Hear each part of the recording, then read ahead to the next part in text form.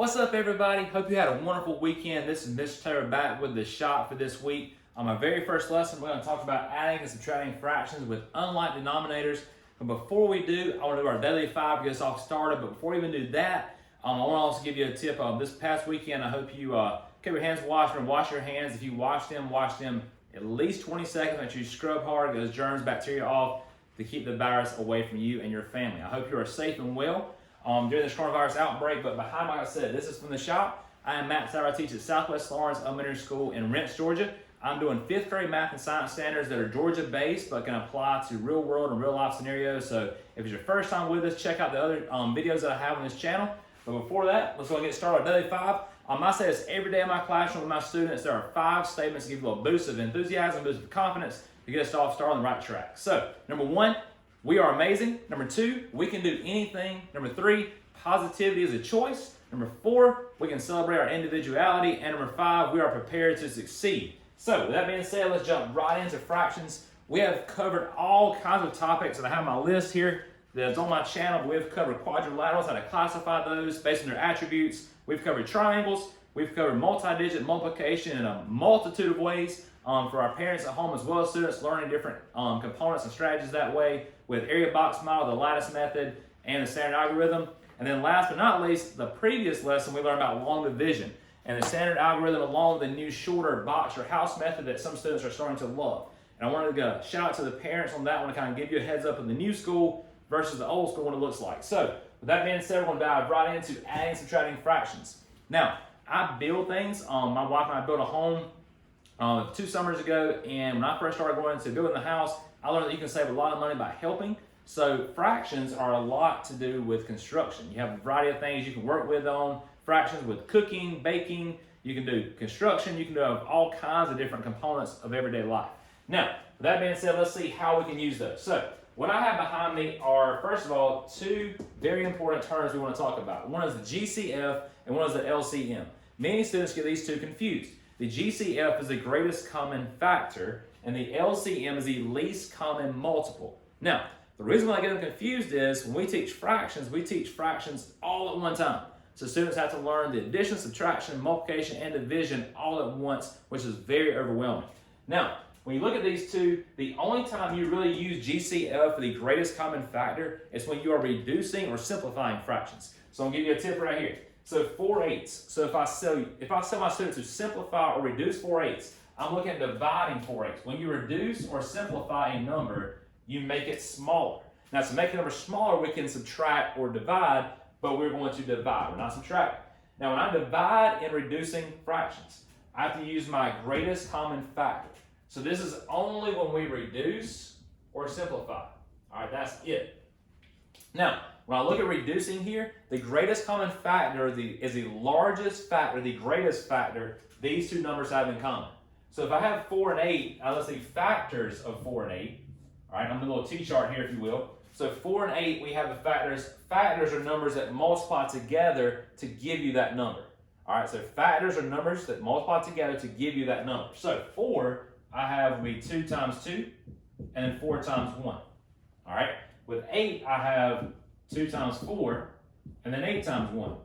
Now, if I'm looking for the greatest number they have in common, the greatest common factor, all right, we know it cannot be 1, because even if I divide or multiply a number by 1, it doesn't change, based on the identity property, okay? So let's look at back now at 2. So I have 2's in common, I see that, but I also have 4 in common. So a lot of students in this case would say these are even numbers, I'm going to divide by 2. All right, the problem with that is this. When you divide by 2, you still have 2/4, which is not the fully simplified version of that fraction. So it's an equivalent fraction, but it's not the fully simplified version. So what I would do is divide by 2 again, which would actually give you 1/2. Now, if you notice, 2 times 2 is 4, which matches up with our greatest common factor, because if I would have started with 4/8 and divided by 4, it would have given me 1/2 already, which skipped that second division step, which is not a big deal for some, but to make it shorter and faster, if you just find that GCF to get started, you can reduce or simplify a fraction just like that. Now, with that being said, if we look back up here for just a moment, the half, and I told you about this right here, a lot of students say divide by 2. When we're dividing, if you look right here, this is equal to 1 whole. 2 over 2 or 2 divided by 2 is equal to 1 whole. What I mean by that is when you divide a fraction by a number to simplify it, you need to make sure it is equivalent to 1 whole. Because you're trying to make an equivalent fraction, right? So if you make an equivalent fraction, if I divide the top by 2, my numerator by 2, and I don't divide my denominator by 2, I won't have an equivalent fraction. And it throws my number off and my answers do not match up.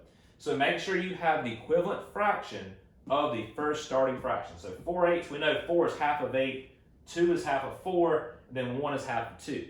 So I know it's a half, but it's that process of getting to the half that I want to show you. All right, so that is reducing a fraction. Now let's dive right into the adding and subtracting. I kind of want to give you a preview, a prerequisite, if you will. So let's dive right in.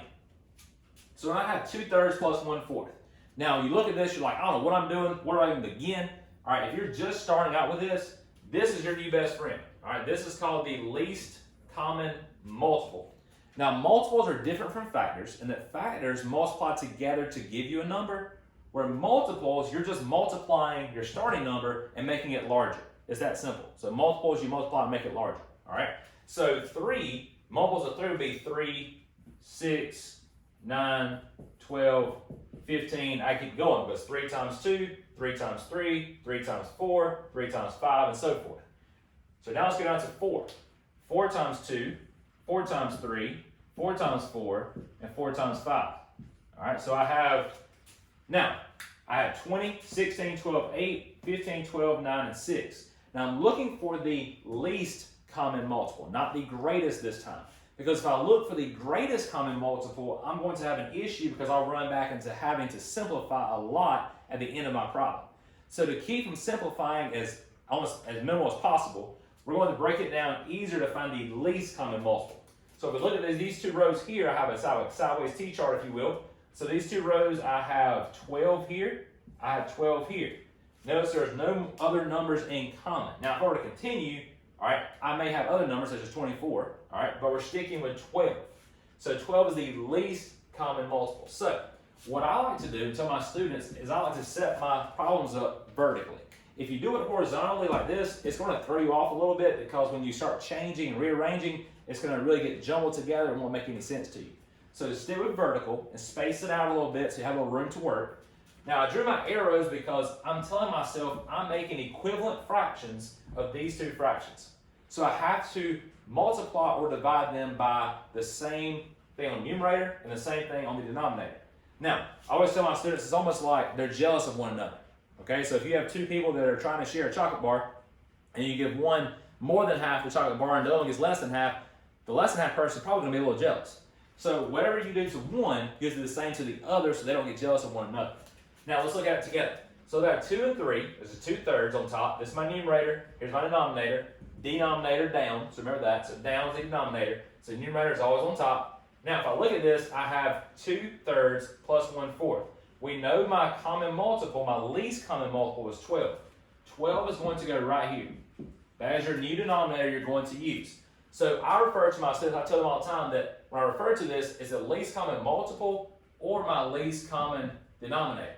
So these 2 terms are really interchangeable because a least common multiple is your new least common denominator. They do match up to be the same. So when you look at this, I now need to figure out 4 times what? How am I getting from 4 to 12? I know I'm getting more. I know I'm getting larger. I'm either going to multiply or divide. But if I'm getting larger, I know I have to multiply. So 4 times 3 is 12. All right, let's go to the top and look at the 3. How did I get from 3 to 12? All right, if you know your multiples, you know that 3 times 4 will give me 12.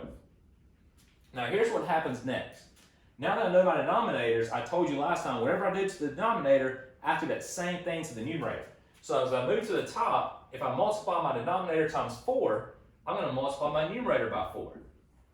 Notice 4 over 4, or 4 divided by 4, that is that 1 whole we were talking about. Make sure that is 1 whole. So as I multiply, 2 times 4 is 8, that is 8/12. So moving to the bottom.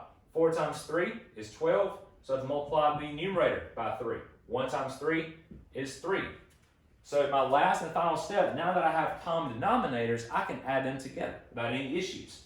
So anytime you add in fractions or subtract, your denominator always stays the same. Number one, they have to be the same. Then lastly, they have to wind up as the same. What I mean is this 12 is part of your answer. All right, that 12 stays like it is. And then I take the 8, so I'm basically adding 8 plus 3 is what I'm doing. So once I add that 8 plus 3, I know my new sum is 11/12. And that's how you solve with unlike denominators with adding fractions. Now subtracting will work the same way. What I want to throw at you with a different example is a mixed number. So mixed numbers are dealing with when you have a whole number first and then a fraction with that whole number. So let's look at it together real quick. So as I erase this off, again, you could have paused your screen, you could have frozen it, rewound, whatever you want to do. We're going to relook at a different problem here. So we have 2 5/8 plus 3 1/2. So again, I'm setting it up vertically, not horizontally. I'm giving myself plenty of room to work. Now, excuse me, my board's kind of a little off track there. There we go. So now when I look at 2 5/8 plus 3 1/2, again, I have to start by finding our LCD or LCM. And look at your two denominators. Look at 8 and 2. My students would tell me this. 8 times 2 is 16. Mr. I know what it is. It's 16. However, it is not 16. That is actually a larger than what your least denominator or common denominator is. Because if you write down 2 and 8, and if you take time to do this, it's really going to help you in the long run. Because 2, multiples of 2, remember, multiples, you multiply to get larger numbers. 2 times 2 is 4. 2 times 3 is 6. 2 times 4, look at that. If you notice, I don't have to do my multiples of 8 because I know that 8 is now my common multiple. So, with that being said, if I look at the top now, my denominator doesn't have to change. It remains at 8. My bottom fraction, though, it does have to change. All right, so look at this. I have to put 8 on bottom. That's my new LCD. 2 times what will give me 8? All right, we know it's 2 times 4. All right, top. 8 times what will give me 8? Again, 8 times 1. Going back to that jealousy issue we had before. When I reduce my denominators, I do the same thing to my numerators. So if I multiply my denominator by 1 here, I have to multiply my numerator by 1 as well. So I have 5/8. Bottom fraction, I multiply my denominator by 4, multiply my numerator by 4. So I have 4/8. Now look right here. I always tell my students, make sure these are equivalent to one whole. Because remember, you're making equivalent fractions. If you don't have an equivalent fraction, your sum, your difference will not match up. All right, so let's look at it now. 5/8 plus 4/8. Now, if I look at this, I've done nothing to my whole numbers just yet. Your whole numbers don't change until the very end of the problem. Only change your fractions if you need to. So remember, your LCD, your denominator, stays the same. So 8 is your denominator. My numerators, I'm adding 5. I always tell myself, so look at my symbol here. 5 plus 4, that is 9/8. Then look at my two whole numbers. 2 plus 3 will give me 5. All right, I have a major issue right here. I have an improper fraction. An improper fraction is when you have a numerator that is larger than your denominator. Now that's an issue because that is not a simplified addition of an answer. So if I go to the store and measure something and say and tell the person I need 64/8 feet of board, they won't know what I'm talking about. All right. So truthfully speaking, I need 8 feet pieces, or 8 foot pieces. So if I look at this problem, 9 divided by 8 is basically fractions. Fractions are division. So if I take 9 and divide it by 8, I always say top dog in the house, if you've heard my last lesson before. So top dog in the house, I'm dividing that 9 divided by 8. Now, when I do this on the side, 8 will go to 9 one time, and when I subtract, multiply 1 times 8 is 8, and subtract to get 1 for my difference. Now, before I told you Willie needs diapers, you also could refer to it as DW is naughty if you've ever watched Arthur the series before on television. So when I have my whole number as 1, my denominator stays the same as 8, and my numerator is now 1. This mixed number matches this improper fraction. Now, I can check that using a strategy we refer to as getting mad. So when I have 1 and 1/8, I can multiply, I can add, and then I drag that numerator over. So when you multiply, 8 times 1 is 8, plus 1 is 9. And remember, your denominator always stays the same. So there's that 9/8 that matches up. So again, that was called getting mad. Multiply, you add, and then drag your new numerator over to the side. Now, when I'm looking at this problem, this 9/8 is now No, it's not needed anymore. It's gone. I now have 1 1/8. So let's add that 5 wholes to this 1 whole, which gives us 6, and then our fraction remaining is 1/8. So my new sum becomes 6 1/8. That's my new sum. Now that's a lot of work, I know. So again, it's a very overwhelming process of fractions, but once you do this and become fluent with it, it's not hard to catch on, and you will fly right through it every time. So like I said, if you want to slow down, just pause your screen wherever you need to as you work through the problem, and then press play and continue on. So that's your second example of how to change now an improper fraction to a mixed number and add that back to your wholes as you're adding mixed numbers together. Now, last but not least, we have one final problem, and I have a nice surprise for you at the end. Our school's 3D printer was in action today. It printed for 6 hours, and I'm going to show you what it printed in just a moment. Before we do that, let's dive into our very last problem. This is what I call the fun one. This is a challenging problem for you. Now, you heard of regrouping with basic addition, subtraction, or subtraction in general, but what do you do with regrouping with fractions? And that's what we're going to talk about in just a moment. So our problem now is 3 1/4 minus 2 7/12. Now again, look at my two denominators. What are my two denominators? 4 and 12. So down here at the bottom, I'm going to go ahead and do 4 and 12. Now, again, students would say, oh, it's 48. That's your LCD. No, it's not 48 because, look right here. If I take my time, 4 times 2 is 8. 4 times 3, look right here. It is 12. So be careful. Don't overwork yourself. All right, so use 12 as your LCD because that is your LCD or your LCM, your least common multiple or least common denominator. So let's change these to 12, and let's go from there. So here we go. Again, just like we did before, I'm multiplying by 3 to get 12 on the top and by 1 on the bottom. And remember the jealousy issue, whatever you do to one has to do the same to the other. Whatever I do to my denominator, my numerator happens as well. So I have 3/12, and now I have 7/12. I have a major issue here. 3 minus 7 cannot be done. It'd be a -4.